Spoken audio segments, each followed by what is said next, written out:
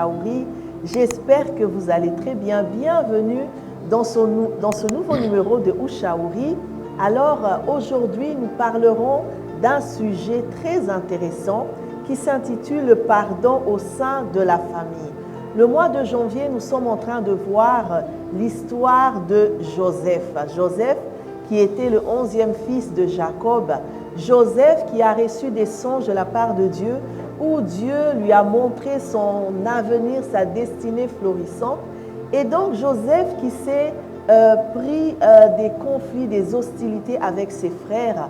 Et donc Joseph qui a subi tellement des choses difficiles, dures de la part de ses frères, mais Joseph a fini par pardonner.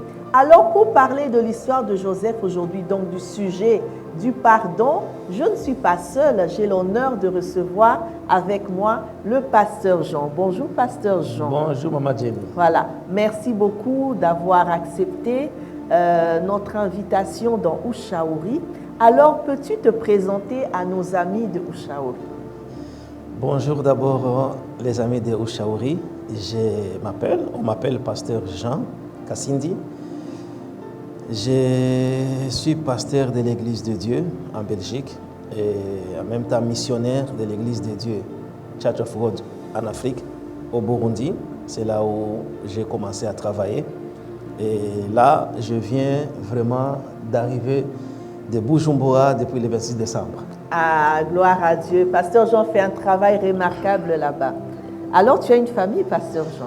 Oui, j'ai une famille. Je suis marié à une femme, comme tous les pentecôtistes chrétiens, qui s'appelle Clémentine, que je salue. Elle est à la maison et j'ai 5 enfants avec elle. J'ai 3 garçons et 2 filles. Mes aînés sont des jumeaux, Manassé Ephraim, et la fille s'appelle Mireille Nehema, et la 4e c'est Olga Rehema, et le tout dernier c'est Ange Gabriel, que je salue ma famille là où ils sont à la Louvière. Nous saluons la famille Kassindi.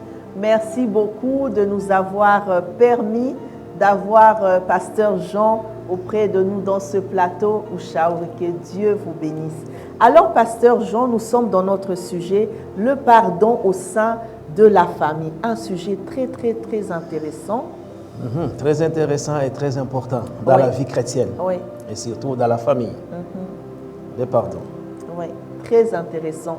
Parce que la famille, c'est vraiment la clé. La famille est sacrée.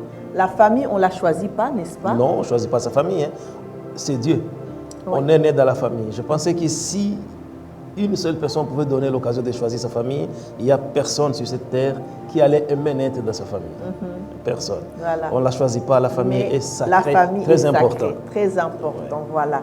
Donc Joseph, au fait, quand on regarde l'histoire de Joseph, Joseph a eu des hostilités, des conflits avec ses frères. Alors comment gérer la jalousie au sein de la famille? Quel est le rôle des parents? Comment les parents peuvent faire pour éviter cela, éviter les conflits que ce soit entre frères et sœurs, que ce soit avec les cousins, les oncles, les tantes, la famille restreinte, tout comme la famille élargie. Éviter les conflits, c'est vraiment très important dans une famille ou dans une société. Parce que les conflits, c'est le début de tout mal. Quand il y a des conflits, la haine commence à venir dans la famille et ça détruit la famille. Alors, comment on peut éviter cela? Moi, je peux dire d'abord, première chose, Maman Jenny, il faut parler. Il faut parler et discuter et montrer que nous ne pouvons pas vraiment garder la haine et garder des rancines entre nous. S'il y a un problème en famille, s'il y a le mécontentement, nous devons en parler et discuter ensemble et trouver un terrain d'attente et on se pardonne et on avance. C'est le seul moyen d'éviter que les conflits deviennent ce que moi j'appelle les conflits de génération, que ça vient de moi et puis de moi à mes enfants et puis mes enfants, les enfants de mes enfants, et ça c'est pas bon pour les enfants de Dieu. Ça c'est pas bon, surtout pour les générations futures.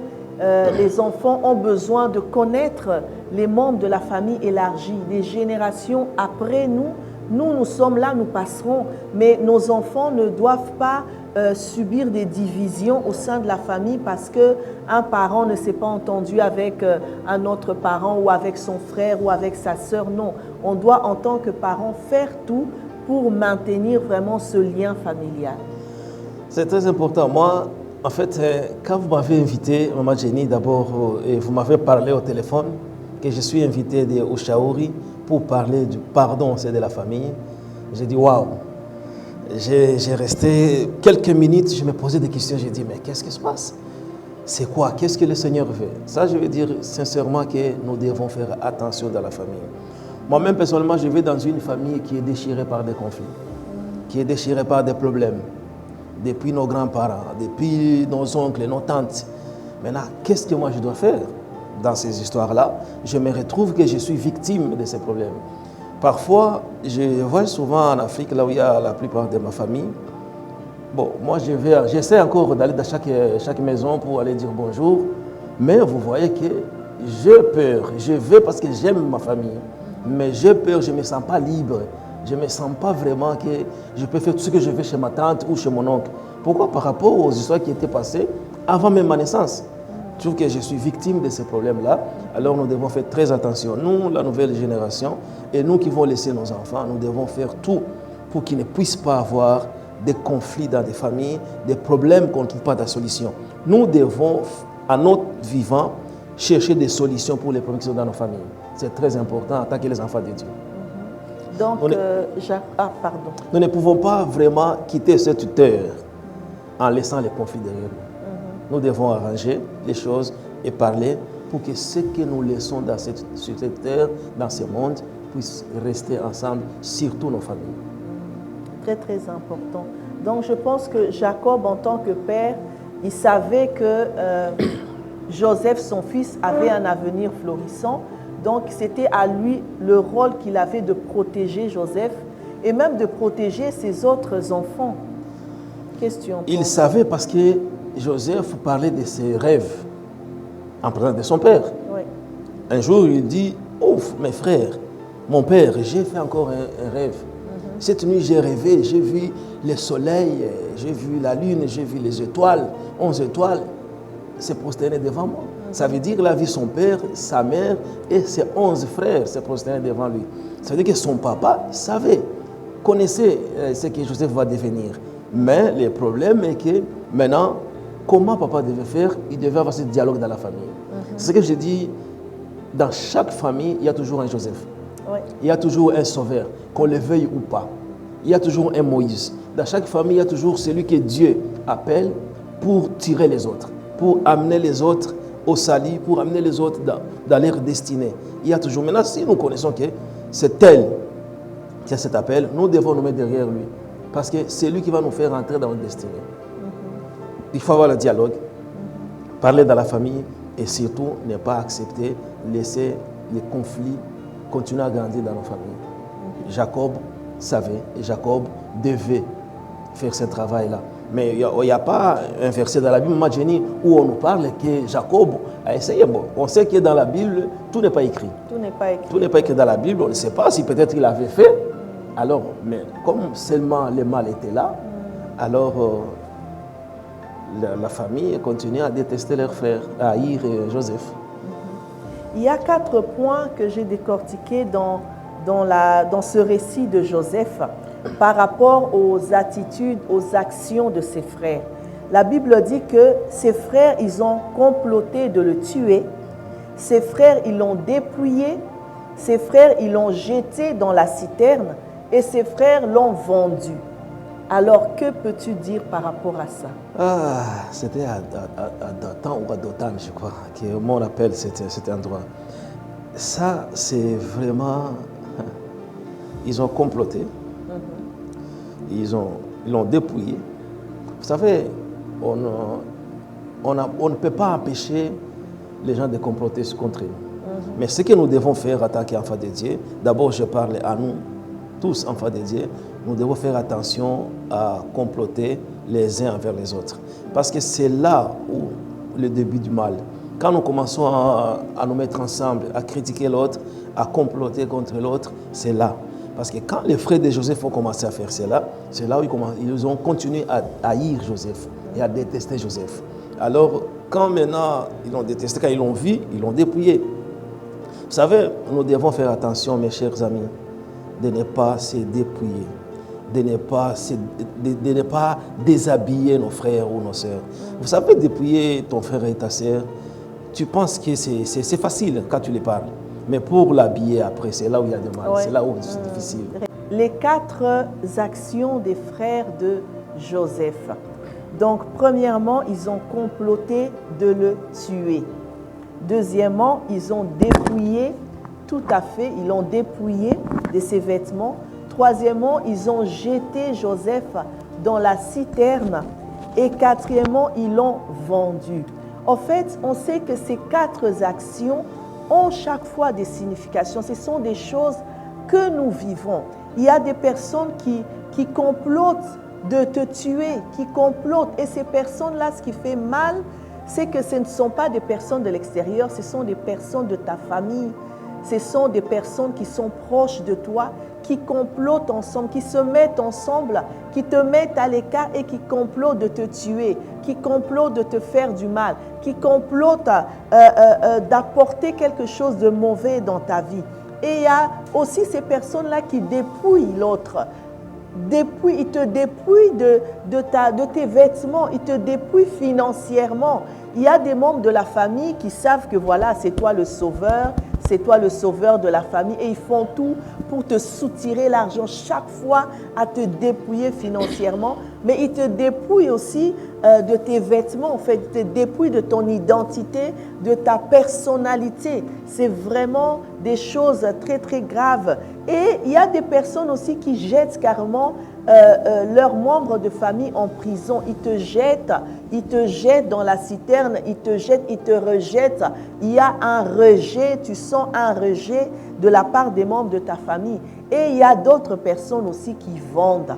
Ils te vendent carrément. Ils vont vendre ta personne. Ils peuvent même, contre l'argent, contre autre chose, contre la gloire, te vendre ton identité, vendre ta personne, vendre ta réputation aux autres. En fait, ce que les frères de Joseph ont fait, c'était vraiment des actions très, très, très fortes. C'est vraiment très fort parce que, vous savez, si un membre de ta famille, quelqu'un de ta famille, il vient, il parle de mal de toi à une autre personne, la personne va croire. Parce que c'est ton frère, c'est ta soeur. Tu n'as pas à te justifier. Ouais. Que ce soit vrai ou faux, tu n'as pas à te justifier. Maintenant, ce que moi je peux dire aux gens de la famille, nous devons faire très attention pour nous salir. Nous sommes la famille. Nous sommes la famille, nous sommes sœurs et nous sommes frères. Nous sommes nés dans la même famille. Nous devons faire très attention de se salir, de vendre les autres, de parler du mal et des autres. Ça ne sert à rien. Parce que nous sommes une seule famille et nous devons nous soutenir. Joseph, ses frères, ils ont fait ça. Ils l'ont jeté dans la citerne, comme vous l'avez dit, et puis ils l'ont vendu. Et Joseph s'est retrouvé en Égypte, loin de sa famille. Et ceux qui ont fait ça, c'est quoi? C'est les membres de sa famille. Comment un homme comme ça peut pardonner ces gens? Maman Jenny, comment tu peux pardonner les gens qui ont parlé mal de toi, qui t'ont déshabillé devant tout le monde, qui t'ont vendu, qui t'ont maltraité, qui t'ont terminé en fait? Ils ont fini de toi et puis un jour, de lendemain, tu te retrouves dans la prison. Et puis on te demande de les pardonner. Mais en tant qu'enfant de Dieu, nous sommes appelés à se pardonner.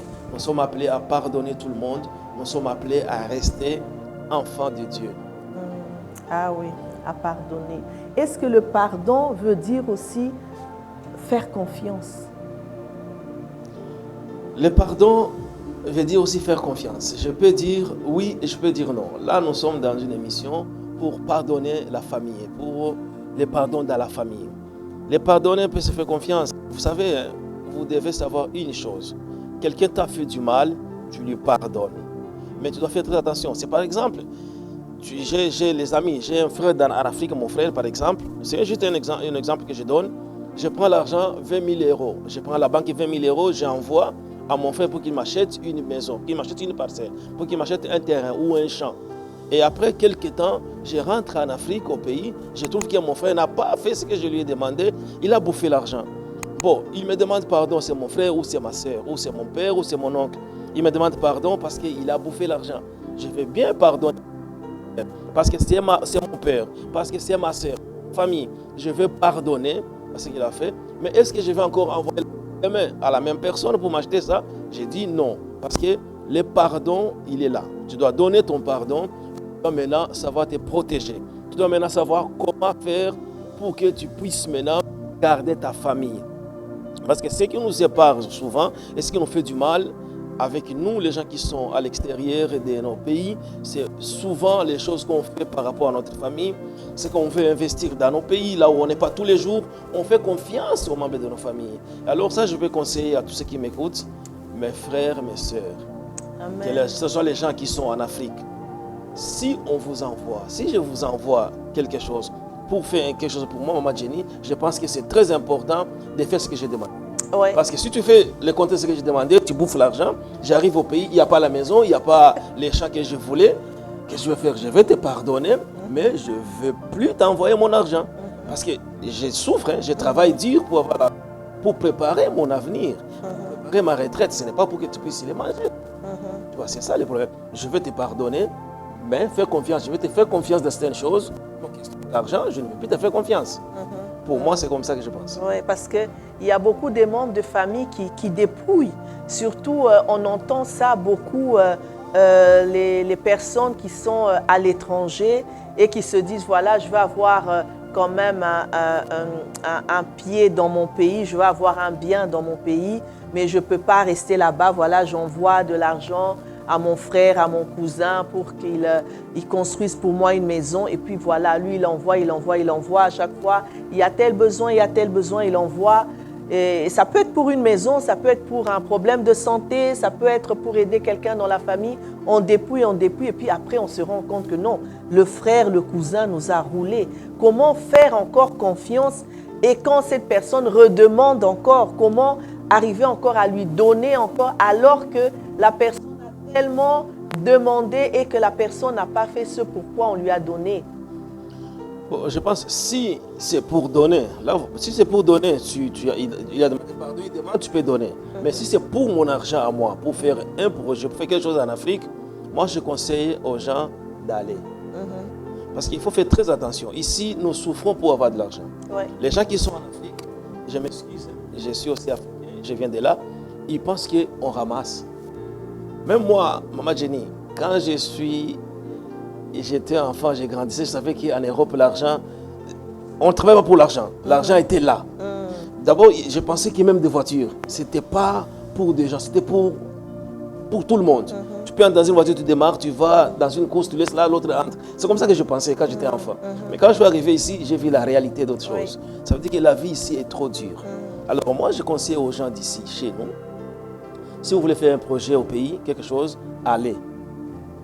Parce que si vous n'allez pas, on va toujours manger. Les gens là-bas, ils vont toujours manger. Ça, c'est sûr. Je connais quelqu'un, moi, qui a construit sa maison.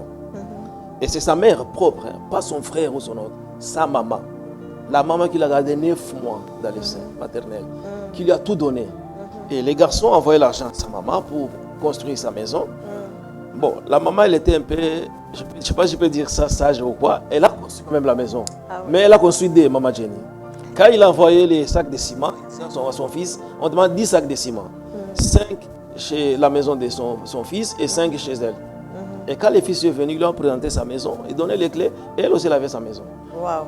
Bon, mais les fils, ils ont souffert. Les garçons, il a détesté parce qu'il a connu la vérité, il a su la vérité. Nous devons faire très attention. Ça veut dire que nous devons arriver. L'Afrique, c'est chez nous. Nous devons aller et faire nos histoires nous-mêmes. Prends un congé, va commencer ton histoire et puis tu suis après. Mais tu ne peux pas commencer ton histoire avec les gens de la famille. Il faut se faire confiance, mais il faut faire très attention. Il faut faire très attention, ok. Donc, j'ai essayé de faire un sondage pour connaître un peu, demander les avis des gens par rapport au sujet, le pardon au sein de la famille.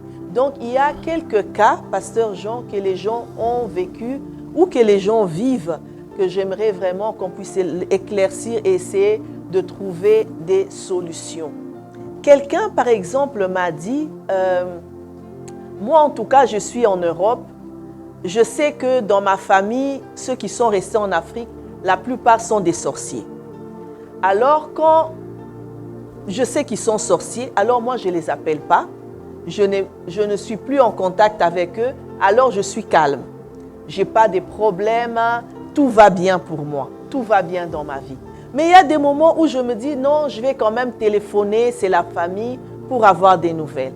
Et dès que je téléphone, c'est comme si je fais une petite sonnette là, ils se disent « Ah, la personne est vivante, la personne est là, eh bien on va l'attaquer. » Et puis dès que j'ai appelé, après, il s'ensuit des malheurs. Alors qu'est-ce que je dois faire? Je dois carrément couper les ponts? Ou je dois quand même téléphoner de temps en temps? Ou alors savoir où mettre mes pieds? Sur la question des sorcelleries en Afrique, dans nos membres de famille, il y a les histoires vraies et les histoires qui ne sont pas vraies. Parce que nous avons fait très attention sur cette question-là. Pourquoi? Parce qu'il y a beaucoup de familles aujourd'hui qui sont déchirées à cause de ça.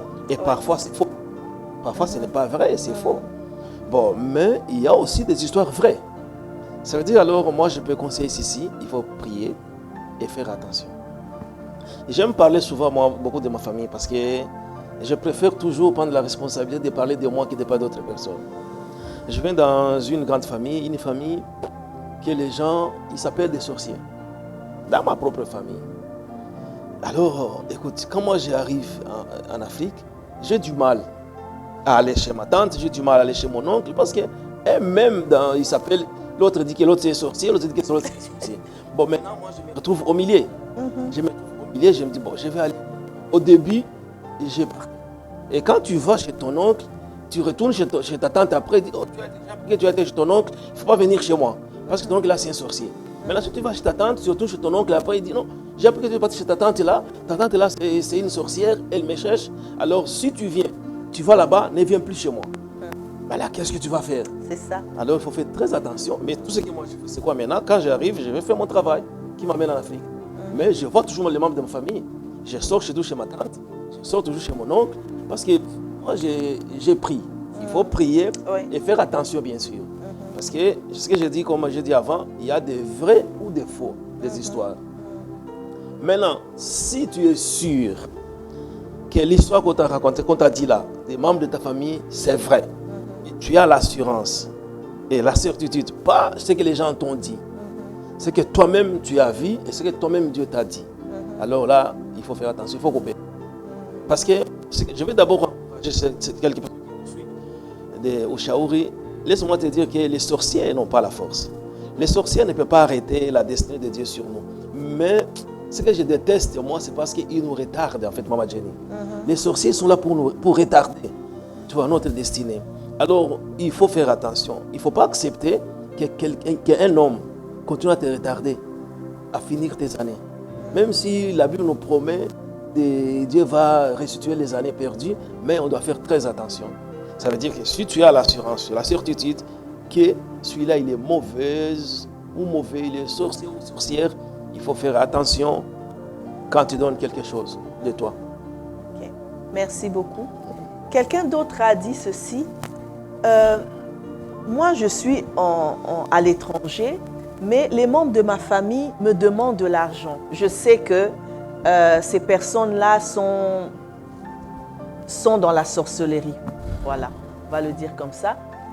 Ils me demandent de l'argent, c'est peut-être pour un soin médical, c'est peut-être pour les études d'un enfant. Mais moi, je sais où Dieu m'a dit que cette personne n'est pas bonne, n'est pas bien. Mais est-ce que je dois continuer à lui donner de l'argent en sachant qu'il peut faire n'importe quoi avec mon argent? Qu'est-ce que je dois faire alors qu'il y a un besoin qui est là, un besoin très important qui est là? Est-ce que je dois pourvoir à ce besoin ou alors je dois écouter mon cœur me dire non, je ne donne pas? Je vais essayer de répondre à la question à cette personne en deux faces, des réponses. La première réponse que je vais d'abord dire, c'est si vous attendez que la personne, il a la certitude que Dieu lui a dit, et sûr que sa tante, son cousin, sa cousine, ou peu importe la personne qui a demandé l'argent en Afrique, c'est une mauvaise personne. Il est dans la sorcellerie, c'est un terme qu'on a dit. Et puis, mais il y a un besoin. Si je n'ai pas l'argent, je veux perdre des membres de la famille. Alors, partie A, je vais d'abord prendre l'argent qu'ils ont demandé. Si j'ai l'argent, je vais prier pour me détacher de mon argent. Ça, c'est le conseil que je donne aux gens qui nous suivent. Je prie pour me détacher. Ça veut dire que je coupe avec mon argent. Je dis, cet argent, Seigneur, tu m'as donné, c'est à moi. Alors, je coupe entre moi et cet argent. J'envoie cet argent pour aider les membres de ma famille, mais je ne veux pas que quelque chose me revienne parce que j'ai donné. J'ai fait vraiment une prière vraiment forte. Et si maintenant j'ai un cœur tranquille pour envoyer, j'envoie. Parce que c'est pour aider les membres de ma famille. Deuxième réponse que je peux dire, si j'ai l'assurance que la personne n'est pas bien, c'est ce que moi je fais. Je dis, va à l'hôpital, je vais payer. J'ai eu ce cas. Je ne sais pas cette émission si tu as fait pour moi. Je ne sais pas. Mais je vais dire quelque chose à ceux qui nous suivent, Maman Jenny. J'ai eu ce cas. J'ai eu une tante à moi qui était malade au Congo, à Ouvira. Et on me téléphone, on me dit que ta tante elle est malade. Je dis, ok, qu'est-ce qu'il faut? Il faut les soins. Je dis, ok, vous l'amenez sur Bujumbura. On l'amène sur Bujumbura. Il dit, non, il faut envoyer les tickets. Je dis, non, je n'ai pas l'argent. Arrangez-vous de l'amener sur Bujumbura. Moi, je l'ai fait soigner. Ouais. On l'a amené sur Bujumbura. Et quand elle est arrivée à Bujumbura, j'ai appelé. J'ai des connaissances. J'ai appelé. J'ai dit, écoute, trouve-moi un hôpital où on peut soigner ma tante dans telle zone. Alors, on a trouvé l'hôpital et j'ai eu les contacts. L'infirmière en chef de cet hôpital-là. Et j'ai appelé l'infirmière. J'ai dit, écoute, on s'est retrouvé qu'on se connaît. C'est le même quartier. J'ai dit, écoute, je suis tel. Mais j'ai ma tante qui est entrée chez vous aujourd'hui. S'il vous plaît, je veux que vous la soignez. Et la facture, c'est moi qui paye. Et je veux tes contacts pour t'envoyer l'argent de caution et payer les restes. Et j'ai fait avec l'infirmière. Et c'est là où j'ai envoyé l'argent. Et l'argent est parti chez l'infirmière. L'infirmière a soigné. Et ma tante a été soignée. Et elle est guérie aujourd'hui. Elle est bien. Tu vois, elle était mourante. Ouais. Mais je ne pouvais pas la laisser. Mais je n'avais pas confiance. Pas à elle, mais à l'entourage. Tu vois, par rapport à ce que j'ai entendu de la famille, je n'ai pas de certitude. Je n'ai pas prié pour que Dieu me révèle qu'elles sont sorcières ou pas. Moi, en tout cas, je n'ai pas cet temps-là. Je prends seulement mes distances.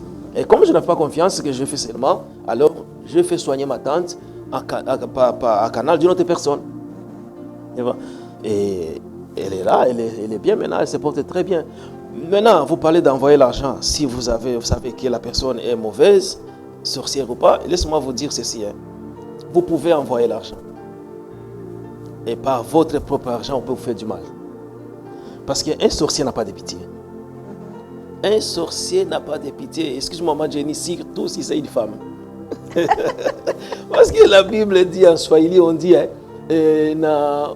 mwanamke mchawi asiishi, usimwache kuishi. En français, c'est que, je ne sais pas comment dire, ça c'est le verset biblique qui parle en Swahili, que mwanamke asiishi katikati yenu. Ça veut dire que c'est un sorcier ou une sorcière n'a pas de pitié. Que ce soit une femme ou un homme. Ces gens-là, ils sont mauvais. Alors, si on les détecte dans nos familles, si on est sûr, j'ai bien dit, je pèse mes mots, si tu es sûr que la personne est sorcière ou elle est sorcière, il faut faire très attention avec tes biens. Parce que tu peux envoyer ton argent et tu vas souffrir après. J'ai un ami que je vais donner exemple qui m'avait dit qu'il avait un problème avec son oncle, il avait des problèmes. Et cet ami a envoyé l'argent à son oncle. Envoyé l'argent à son oncle, je ne sais pas si c'est son oncle ou sa tante, et la personne a reçu l'argent. Il n'a pas utilisé l'argent pour ce qu'il a demandé. Et par contre, ce qu'il a fait, la personne a enterré cet argent au cimetière. Ça veut dire que pour enterrer la destinée, pour enterrer l'argent dans la main de la personne. Et alors, cette personne me parlait, me dit qu'il a souffert pendant plusieurs années. Il gagnait bien l'argent, mais l'argent ne restait pas dans ses mains. Il gagnait l'argent. Il me dit, pasteur, je ne partais pas dans des boîtes de nuit, je ne connais pas de femmes, rien. Mais j'ai gagné l'argent, mais l'argent partait. Il m'a dit, c'était dans les années 98. Jusqu'à 2006, quand il a eu la délivrance par quelqu'un d'autre, c'est là où il a su que l'argent qu'il avait envoyé à sa tante, la tante n'avait pas utilisé cet argent pour les besoins qu'il avait demandé et la tante est partie enterrer cet argent. C'est pour ça que j'ai dit nous devons faire très attention. Soit on se détache en priant avec notre argent qu'on envoie en Afrique, soit on n'envoie pas. C'est un des deux. Très important, il faut prier dessus. Il faut prier. C'est vrai. Les sorciers n'ont pas n'ont pas le dernier mot. Non. Comme tu as dit, ils n'ont pas de puissance, Non. mais nous, notre force, c'est en Dieu. Amen. Donc, priez pour tout ce que vous envoyez. Moi, je me dis toujours que les sorciers ne sont pas qu'en Afrique. Il y a des sorciers partout en costume, cravate, en robe de soirée. Amen. Mais le plus important, c'est d'avoir le discernement. C'est que Dieu te dit. Et tu fais attention à tout. Tu veux donner quelque chose qui est à toi, ton argent, ton vêtement, ton bijou, quelque chose qui est à toi. Prie avant, prie dessus. C'est très important. Quelqu'un d'autre a raconté ceci. Et quand il y a dans une famille, il y a eu un drame dans une famille, un enfant qui a été violé par un cousin, par un oncle, où il y a eu un inceste dans la famille. Comment maintenir ce lien familial en sachant qu'il y a eu ce drame au sein de la famille? La première chose d'abord, c'est toujours, on est d'abord sur le pardon dans la famille. Oui. Il y a eu un drame dans la famille, il y a eu un péché dans la famille. Et ça veut dire que notre premier travail, d'abord, c'est de chercher que ces deux personnes-là puissent se réconcilier, sincère, demander pardon et se réconcilier avec Dieu. Parce que la famille, nous sommes là pour nous ramener tous les membres de notre famille vers le salut, pour la vie éternelle, vers Dieu et demander pardon.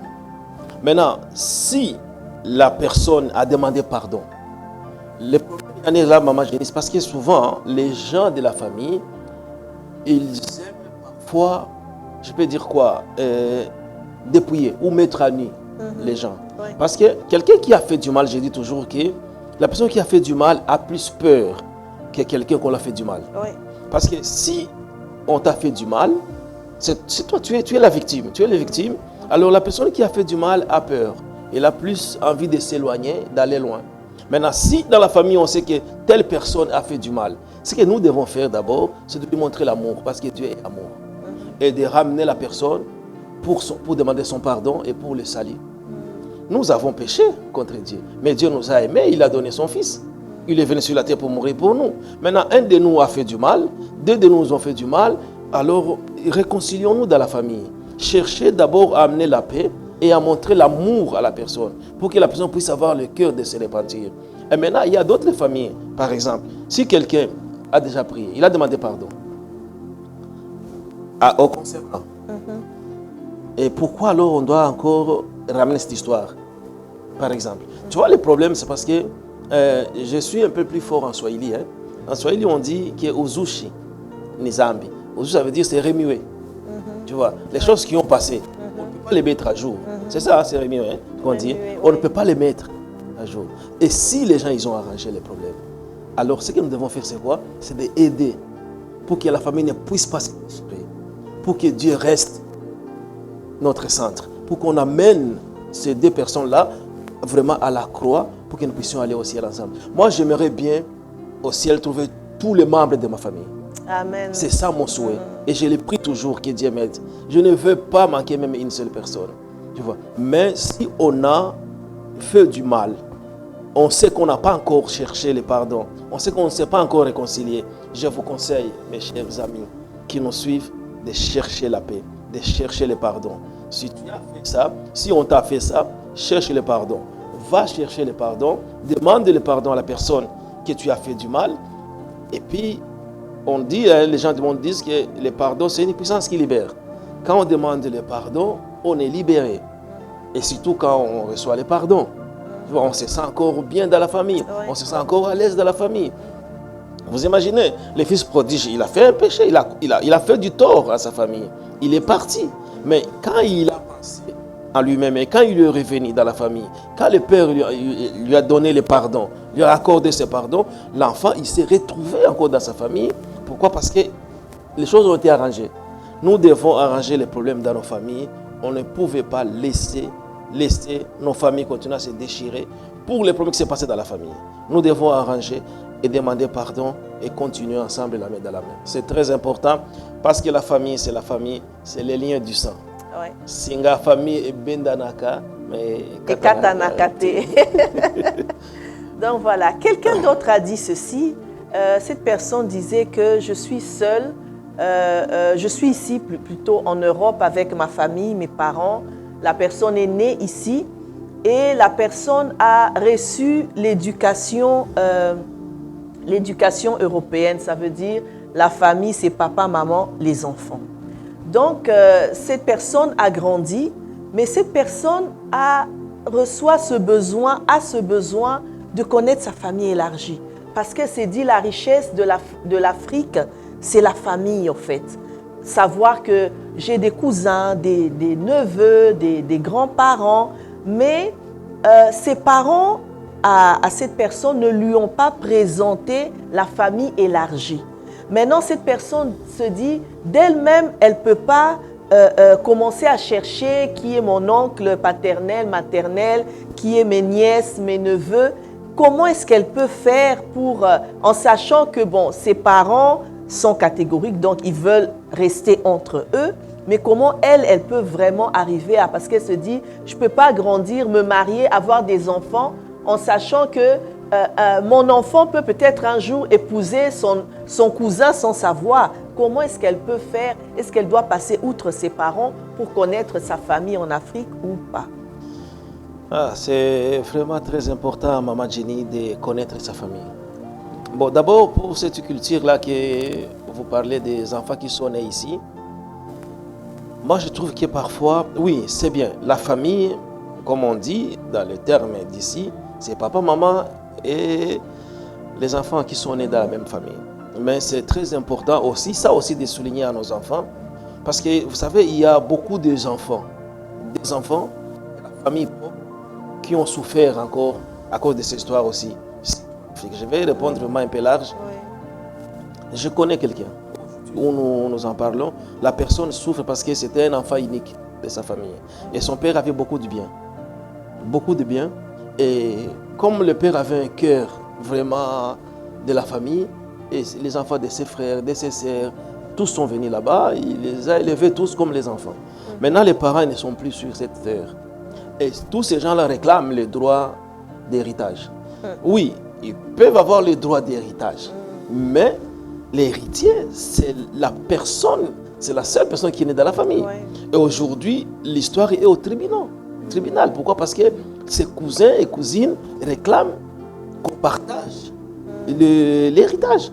Ça veut dire que nous devons faire attention à ça aussi. Nous devons bien mettre des limites, comme moi j'ai dit. Maintenant, la famille élargie, c'est très important que nos enfants connaissent leurs cousins, leurs cousines. Et la famille élargie, c'est très important pour qu'on ne puisse pas retomber dans les problèmes. Et ça s'est déjà arrivé plusieurs fois dans ce monde où les cousins, ils se marient avec sa cousine sans le savoir. Et quand vous venez à la fête, c'est là où l'oncle et sa sœur, ils se trouvent là-bas. Les mariages déjà, ils sont déjà consommés. Il y a déjà un enfant qui est là. Ces gens-là, vous ne pouvez pas les séparer. Ça veut dire que c'est très important de connaître. Mais maintenant, vous dites, est-ce que je peux passer vraiment outre ce que mes parents veulent? Mes parents ne veulent pas que je puisse connaître leur famille. Bon, d'abord, c'est leur famille. Mon papa ne veut pas, ma mère ne veut pas. Pourquoi? Je dois d'abord chercher à savoir pourquoi il ne veut pas. Maintenant, si je vois que le pourquoi c'est fondé, ce n'est pas vraiment ça, je vais continuer à supplier mes parents en priant toujours. Parce que parfois, les familles qui font ça, souvent c'est dans la famille où il y a eu beaucoup de problèmes. Surtout, les parents, ils font tout pour éloigner les enfants. Parce qu'ils savent que dans les familles ici, à la sorcellerie, alors ils essaient un peu de protéger les enfants. Alors il faut dire la vérité aux enfants que c'est pour vous protéger. Il y a ça et ça et ça, il faut faire attention. Mais on ne peut pas vraiment emprisonner les enfants ou bien faire que les enfants ne puissent pas connaître les membres de leur famille. Ce n'est pas bien. Amen. Dernière question, nous sommes en train d'aboutir. Quelqu'un qui parle par rapport à l'héritage, voilà. Et donc cette personne a vécu, comment dire, la mort de son père et son père a laissé un héritage. C'est vrai que bon, en Afrique, bon, la famille est là, la famille du papa est là et ils ont tout pris. Ils ont chassé la maman et les enfants, ils ont tout pris. Maintenant, cette personne se dit, après, cette personne cette personne a commencé à travailler, cette personne a un certain rang. Et maintenant, la personne veut se marier. Qui viennent? C'est les membres là de la famille qui les ont chassés. Qui viennent aussi parce qu'eux aussi, ils ont droit, eux aussi, ils viennent réclamer. Maintenant, cette personne se dit, mais qu'est-ce que je vais faire? Est-ce que ces gens nous ont chassés, ces gens nous ont jetés dans la citerne comme David, comme Joseph. Mais maintenant, je dois leur pardonner, je dois les aider, je dois leur faire du bien. Ah, c'est difficile, vous savez, c'est ça ce que je dis. Hein. Tu es en train de parler sur les pardons de la famille. Nous devons aussi étudier de savoir quel cœur Joseph a fait. Et je crois que nous devons prier que Dieu nous donne ce cœur-là. Le cœur de pardonner avant même que les gens viennent demander pardon. Vous savez, Maman Jenny, le problème que nous avons, c'est parce que nous attendons que les gens viennent nous demander pardon. Et on n'a pas ce cœur déjà. Mais moi, je pense que si on parle de l'histoire de Joseph, Joseph avait déjà le cœur de pardonner. Maintenant, les gens, ils ont fait du mal. Papa est mort, maman est partie. Tous les biens de mon père, ils m'ont chassé. Moi et mes frères et mes sœurs. Nous sommes partis dans la rue. Maintenant, Dieu est Dieu et Dieu nous a encore bénis. Parce que nous sommes bénis. Dieu nous a encore bénis. Maintenant, ma sœur veut se marier et mes oncles viennent réclamer leurs droits des maisons. Vous savez, nous sommes africains. Hein? Dans des familles d'Afrique, il faut faire très attention. Parce qu'il y a toujours, quand on parle toujours d'histoire des sorcelleries ou quoi, il y a beaucoup de choses qui peuvent se passer. Moi, je pense qu'il y a toujours, on revient dans l'histoire de prier. Il faut vraiment prier et demander vraiment que Dieu nous donne le cœur de pardonner ces gens-là. Parce que ce qui est important, il faut avoir le cœur de pardonner avant même que les gens viennent te demander pardon. Vous avez parlé de l'héritage. Je vous dis, je passe seulement, il faut que les gens comprennent que j'aime toujours parler de moi. Je n'aime pas parler d'autres personnes. Mon grand-père est décédé en 2017. Je suis parti, je vais être vite, je suis parti enterrer mon grand-père. Et après l'enterrement, un de mes cousins vient, il me voit et me dit, ah, tu as bien fait de venir parce que grand-père a laissé une enveloppe pour toi. Avant sa mort, il m'a dit qu'il sait que tu viendras à l'enterrer. Et alors, et quand tu vas venir, je vais te donner cette enveloppe. Même si tu ne viens pas, je dois faire tout pour que tu puisses avoir cette enveloppe. Et je dis, ok, ça va, merci. Et j'ai demandé, est-ce que tu l'as ouvert? Il dit, non, je ne l'ai pas touché. J'ai pris l'enveloppe et je l'ai mis dans mon sac. J'arrive à l'hôtel, j'ouvre l'enveloppe, c'est le testament. Et le seul parcelle qui est resté, chez nous à Kinama, au Burundi, à Bujumbura, les grands-pères, il laisse le testament pour dire que c'est pour mes petits-enfants. Et le responsable numéro 1, il met mon nom. Et puis il me dit, tu as la responsabilité d'aider tous tes frères, mes petits-enfants, pour que chacun puisse avoir sa part. J'ai réuni la famille les jours après, ça veut dire mes oncles qui étaient présents. Et je les ai montré la lettre. Ils ont lu, ils ont attesté que non, c'est la lettre de notre papa, c'est sa signature. Et le grand-père est parti même chez l'État. Ils ont fait la signature, tout. Maintenant, si vous êtes d'accord que c'est votre papa, vous savez que maintenant, vous n'avez plus le droit. Je suis arrivé en Europe 2 mois après vendu. Aïe. Ben, c'est ça l'Afrique, ce qu'on parle. Tu vois, quand vous parlez des exemples, ça revient toujours chez moi. C'est pour ça que j'ai dit, est-ce que cette émission, tu l'as fait? Il y a quelqu'un de ma famille qui t'a parlé de moi ou pas? Tu vois, et j'aime toujours parler de moi, s'il y a quelque chose qui me concerne. Je préfère prendre la responsabilité. Et bien, je vous dis la vérité, j'ai attendu ça. Ils m'ont mis l'argent à côté. Un de mes oncles m'a appelé pour me dire, écoute, il y a ta part. Je dis, non, je ne suis pas dans votre histoire, faites ce que vous voulez de cet argent. Mon grand-père m'a laissé le testament pour la parcelle, vous avez vendu, c'est votre affaire. Et l'histoire est finie. Mais j'ai continué à aider. J'aide mes cousins. J'aide toujours, c'est mes frères. Tu vois, parmi les gens qui ont vendu ça, il y a de ces enfants que je paye son loyer jusqu'à aujourd'hui. Je sais que c'est mon sang, c'est mon frère. Tu vois, ça veut dire que nous devons avoir le cœur de pardonner avant que les gens viennent nous demander pardon et les aider. Et toujours en priant pour qu'on puisse couper nos histoires avec les gens qui sont loin de nous. Alors, si vraiment, vous qui voulez vous marier, votre oncle réclame son droit ou votre tante, si vraiment dans votre coutume, il a ces droits-là, il faut lui donner, c'est son droit. Il faut lui donner et prier. Et pardonner, parce que nous sommes une famille. Ce qu'on a dit, c'est le pardon. Joseph a pardonné.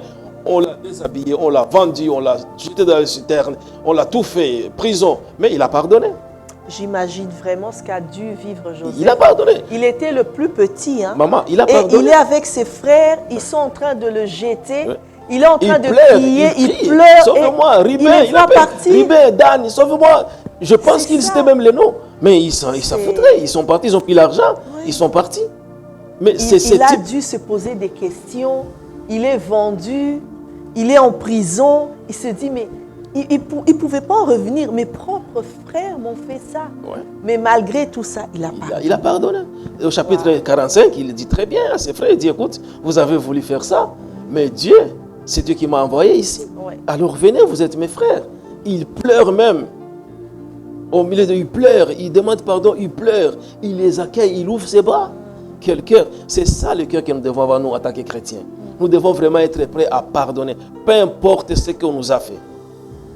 Peu importe, nous devons pardonner.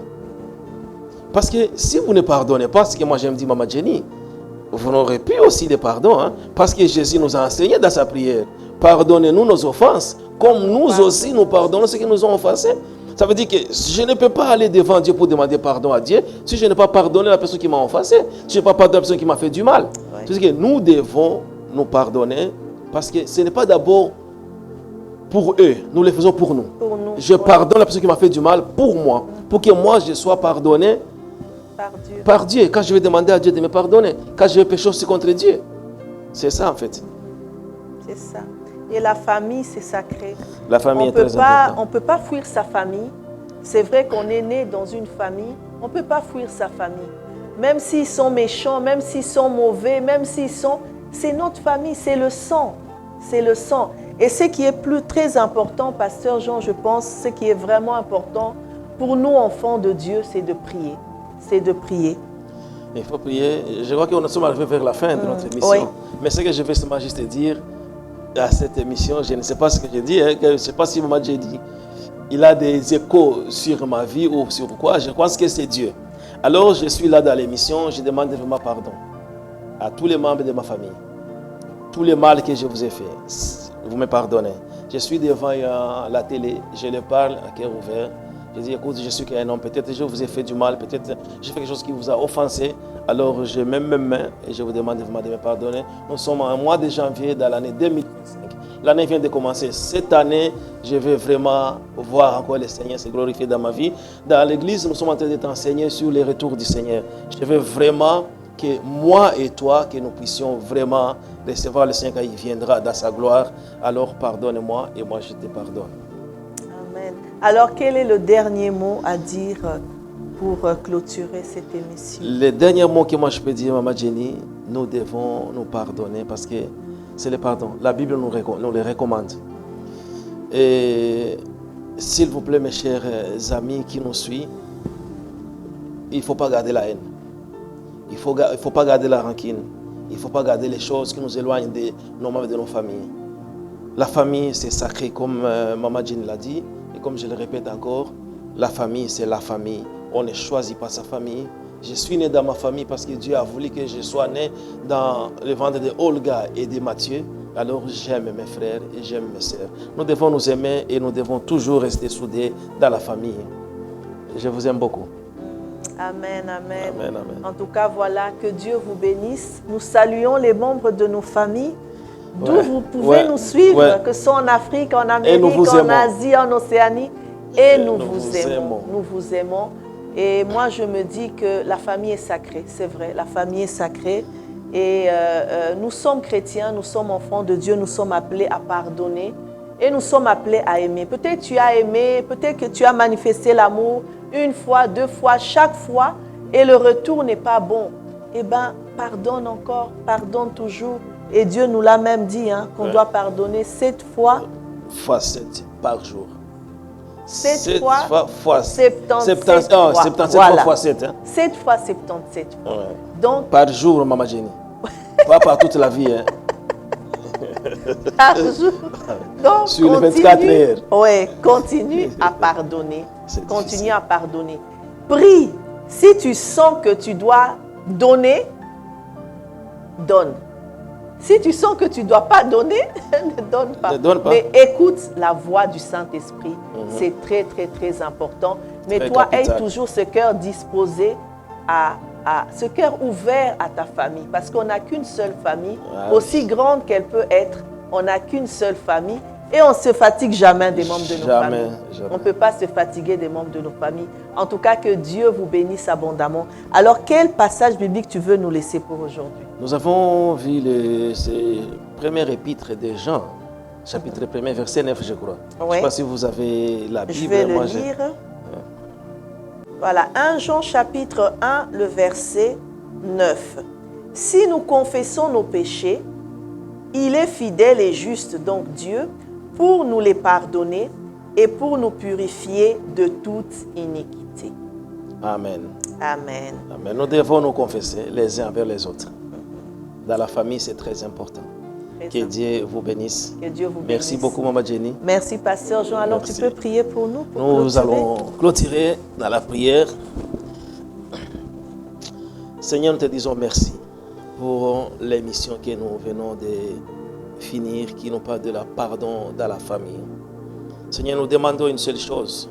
Laisse que l'émission que nous venons de faire aujourd'hui, qui puisse être bénéfique pour chaque membre de famille, chaque personne qui va suivre. Que nous puissions avoir ce cœur de pardonner. Que nous puissions être prêts à pardonner et à oublier ce qui est difficile. Seigneur, aide-nous à nous pardonner les uns envers les autres. Au nom de Jésus-Christ. Amen. Amen, Amen, amen, amen, amen. En tout cas, grand merci, Pasteur Merci Jean. beaucoup. J'espère que ce n'est pas la dernière fois. Ce n'est pas la dernière fois et je suis honoré. Amen, amen, Que Dieu amen. vous bénisse. En tout cas, que Dieu vous bénisse et à la semaine prochaine.